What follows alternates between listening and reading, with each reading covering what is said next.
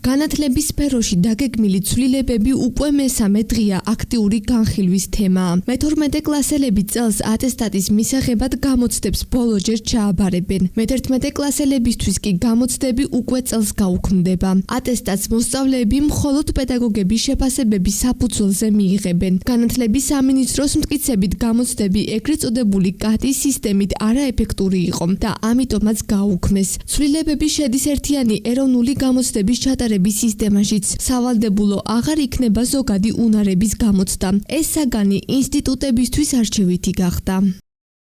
შეიძლება მოსწავლეებმა იმის გამო რომ გამოცდები აღარ ექნება სწავლას მოუკლონ რა. ხო და ანუ სხვა მხრივ კარგია რა, რომ ხალხს ეძლევა იმის საშუალება რომ ყველა გადავიდეს და ყველა მოხდეს უნივერსიტეტში და გზა გაიკვლიონ რა. ჩემი აზრით ესეთ.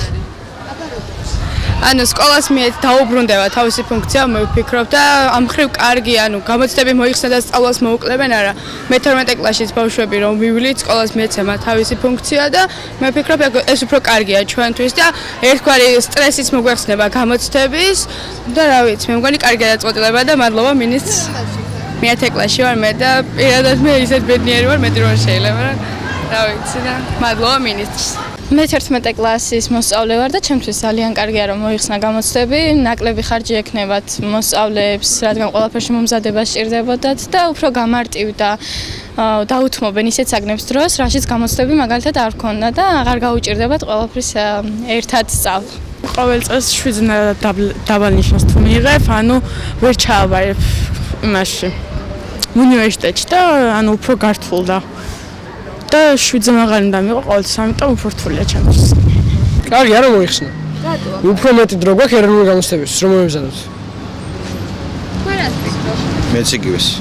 კარგია რომ მოიხსნა. რა თქმა უნდა. ჩემი აზრით არც ისე კარგია, რადგანაც ახლა მოგიწევს ყველა საგანში უდიდესი შეფასება გქონდეს და ჩემი აზრით უფრო გამოცდებს ყველა აბარებს და ჯობდა რომ გამოცდები ყოფილიყო. ჩემ შვილები და გამომდინარე ყველაზე დიდ სისულელეთ მიმაჩნია ამ გამოცდების მოხსნა, იმიტომ რომ დაამტკიცეს თავისი ცოდნა და ნამდვილად აიღეს უფასო გრანტი და თუ ვინმეს აქვს პრობლემა, კომერციის პირველი წყაროა ეს. ჩემი აზრი ასეთია და მადლობა იმას, ვინც შემოიტანა გამოცდები. ჩემი აზრით ძალიან ცუდია. მაგრამ ნიშნების გამოსწორების ის აღარ აქვს უკვე ანუ რომ უნდათ რომ გამოსწორო ნიშნები, ზოგს დაბალ ნიშნები აქვს, გამოცდები შეეძლო და აღარ გამოსწორება. ცხოვრება არის სტრესი და ბავშვობიდანვე ამდენი სტრესი კარგი არაფერი მოაქვს ბავშვის ჯანმრთელობისათვის. ძალიან კარგია კატის გამოცდები რომ მოიხსნა, მაგრამ ეროვნული გამოცდები ნამდვილად არ უნდა მოიხსნას. იმიტომ რომ მოსემ სანამ თავისუფლება ის ქვეყანაში შეიყვანდა ებრაელებს მონობის ფსიქოლოგია უნდა მოშორებოდა და ვინც მონობის ფსიქოლოგიას იყო მოშორებული, ზიარებული ის ვერასოდეს თავისუფლებას ვერ შეიგრძნობდა. გამოსაშვები გამოცდები რომ მოიხსნა, კაია, თუმცა კორუფციის რისკების გაზრდის საშიშროება არსებობს და რაც შეეხება ერთიანეროვნულ გამოცდებზე ზოგადი უნარების არჩევით საგანთა ნუსხაში გადატანას, ვფიქრობ, რომ ნორმალურია, იმიტომ რომ აბიტურიენტების უმეტესი ნაწილი ვერ აბარებდა და ყველაზე მეტად იყო პრობლემები ამ საგანში. საატესტატო გამოცდებს რაც შეეხება, რა ვიცი, აი ნახოთ როგორ გაამართლებს. დიდი ცვლილებები არ ამგონია რაღაცა რო იყოს, მაგრამ მე ვფიქრობ, რომ ატესტატი მაინც ყველას უნდა გქონდეს. ხა რამდენად ისწავლის ან არ ისწავლის ვინმე თავის პირადი საქმეა. წუხელი უსმინე განათლების მინისტრს. ნუ ეს კაცი მომეწონა თავისი აზრებით რა ხო? თავისი აზროვნებით, თავისი ხედვებით ძალიან კარგი იყო.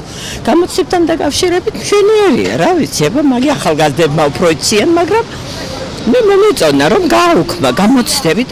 ნახოთ მე-12-ში რა სიზამს. თუ გაახარებს ბავშვების გულს.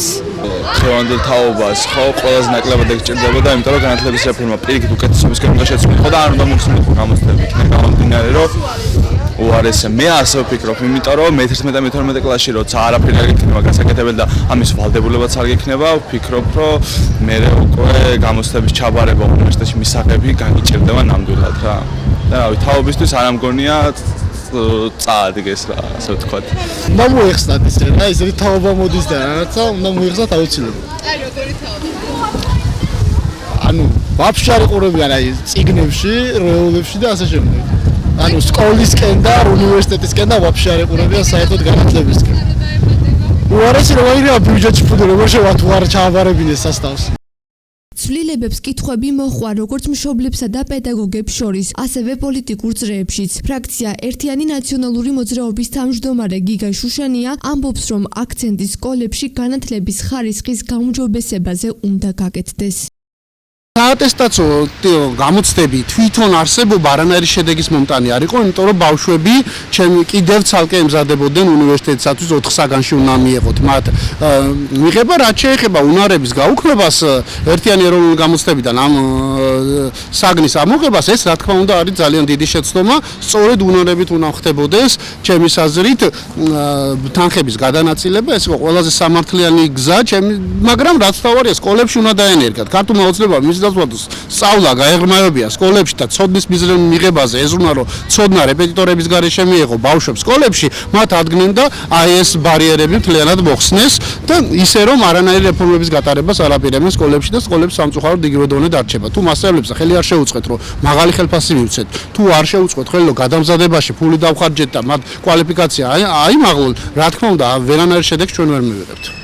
განათლების ხარისხით საქართველოს მსოფლიოს 127 ქვეყანას შორის 101 ადგილზეა. სპეციალისტების აზრით სასკოლო გამოცდების გაუქმება ქვეყანას კიდევ უფრო მეტად დააზარალებს. ცვლილებები განათლების შესახებ კანონში 2020 წლიდან შევა. ქეთი გელაშვილი, ტელეკომპანია მეგატივისთვის.